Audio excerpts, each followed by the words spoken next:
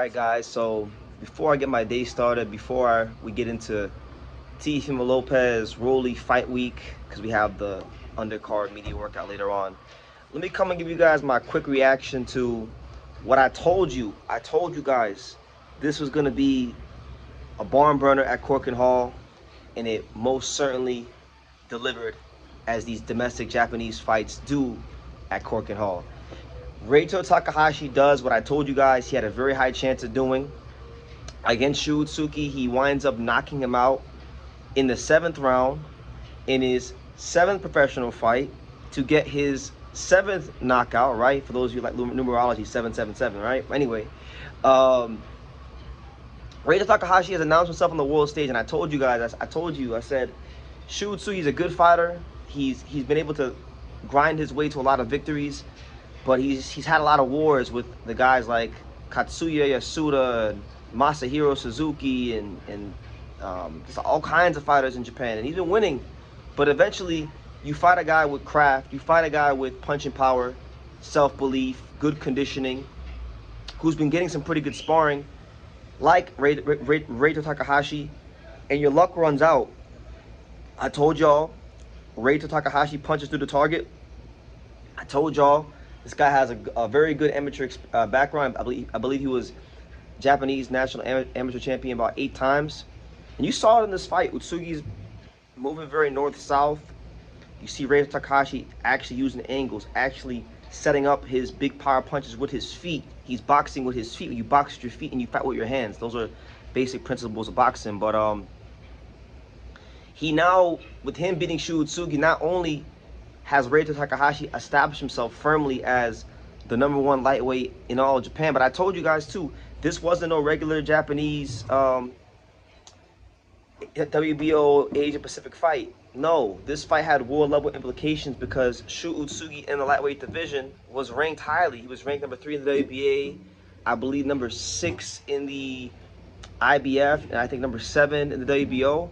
So I've been telling you guys that, you know, Utsugi, I think, was a prime candidate to get picked for a voluntary defense against one of these champions like, you know, Abdullah Mason, whoever comes through, you know, whoever winds up winning that IBF title that was left behind by Rainer Murataya, you know, any of them guys, you know, Shu Utsugi could have fought Alan Chavez, right? Like, it was at a stage where Utsugi had done enough on the world level, and he was ranked high enough to where he was gonna get a fight against any one of the champions where he was ranked, or any of the big names around him. But now that he's lost, and for the time being his world title dreams have went up in smokes, Reito Takahashi has now entered the queue on the world level as a new player in the lightweight division. Now, I'm not really sure who's going to pick Reito Takahashi. I don't know. There's not a lot of film on there. There's not a lot of film of him out there. There's not a lot to really scout other than this fight, and he showed a lot of good things in this fight, from, of course, his punching power, but also his delivery system, but also to his footwork and how he was able to set those things up. So, you know, do you want to fight a guy like this? Is this a guy that people are going to be jumping to fight? I don't know. I don't know. But either way you cut it up, slice it, and dice it, this is a guy that's now on the world level. This is a guy that's now going to be a player. And, you know, that's the thing about Japanese fighters, for good, bad, or indifferent. They could be at the top of the queue domestically and be in position for those big fights on the world level, and then you want to take in a fight like this, which I always thought was dangerous. The minute I didn't know who Reito Takahashi was when this fight first got signed.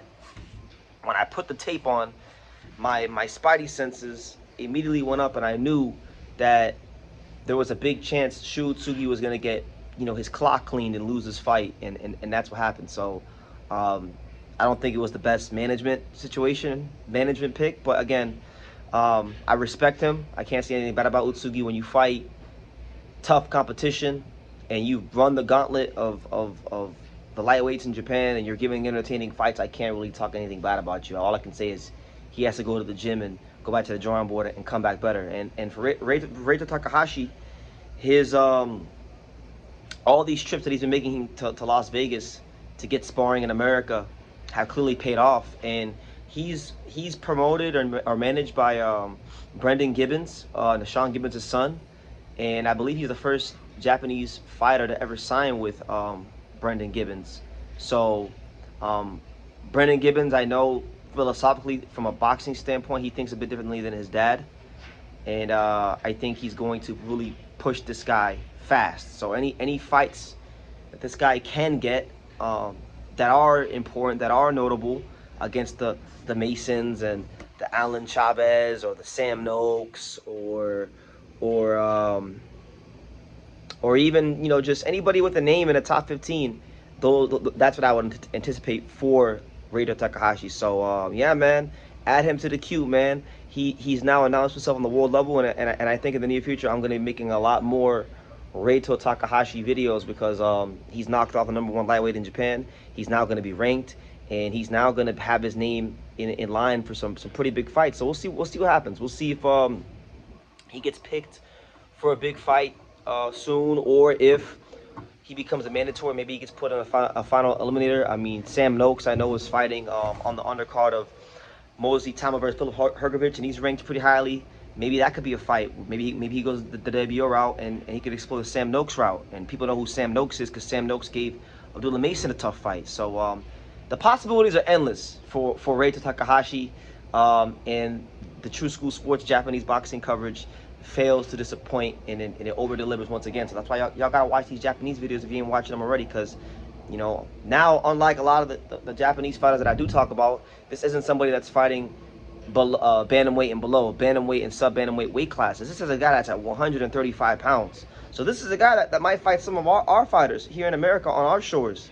So he's a guy that I think people need to know now. The same way I would have said you needed to know who Shu Utsuki was because he was ranked. He could have been a guy that one of the guys from America or with a big name could have fought. But now that guy will be Reito Takahashi, as he will supplant Utsuki in the rankings and be a fighter that somebody with a name will fight. So we'll see how it goes. He could fight Schofield versus Body Winner. That's October 10th. They're saying Chicago. You know, Abdullah Mason will be looking for opponents as well. You know, and then the IBF got to kind of, that situation has to straighten itself out with Muratai gone. But a lot of options for Reito Takahashi, and I'm really excited for him. So those are my thoughts. You guys let me know yours down below. And yeah, let me know what you think about the new WBO Asia Pacific lightweight champion and the newly crowned #1 lightweight in Japan. You know, what do you think guys think about his chances on the world level as opposed to Shu Utsuki, who I thought Utsuki was a good fighter, fun fighter, but I never really thought he had a big chance on the world level. I thought he would just be an entertaining fighter that would come and give Mason or Murataya or Floyd Schofield like good action fights, but probably fall short just because he doesn't have the sophistication. But Takahashi has a bit more sophistication. He's got angles, he can pivot, he can box a bit more, he's got decent speed, he can punch. You know, I like his chances on the world level more than I like Utsuki. So that being said, leave your comments down below, and I will see you in the next video.